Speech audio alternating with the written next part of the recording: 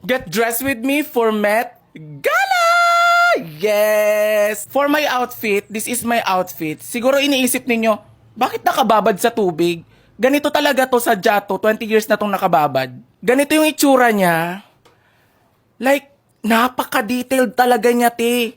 Kaya mahal yung presyo niya. I'm going to use this to my pasabog outfit. Kasi gano'n naman talaga sa Met Gala eh. Yung tipo mong pagandahan talaga kayo ng suot. Ganito siya.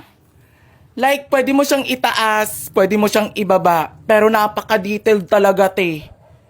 Ayan oh. May another pa tayong pasabog, teka lang. For my shoes, gagamitin ko lang tong jelly shoes. Hindi ko magamit itong isang kamay ko kasi nga, ano ba to? Para ako napilayan. And for my another pasabog, itong bike na to.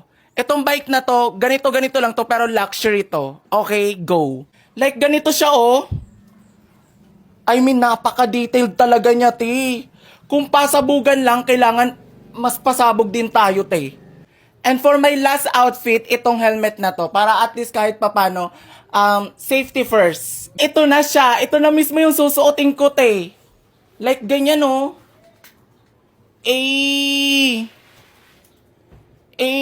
Mapapicture ako ganun lang, oh. Tapos ganito. And this is the final look. Ayan siya, te, oh.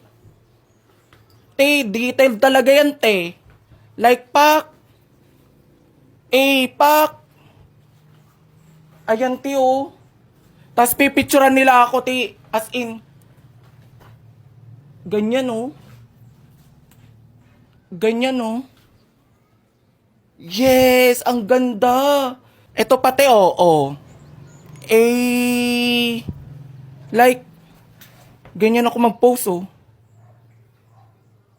Yan. Yes. Yes. Yes. Ganon.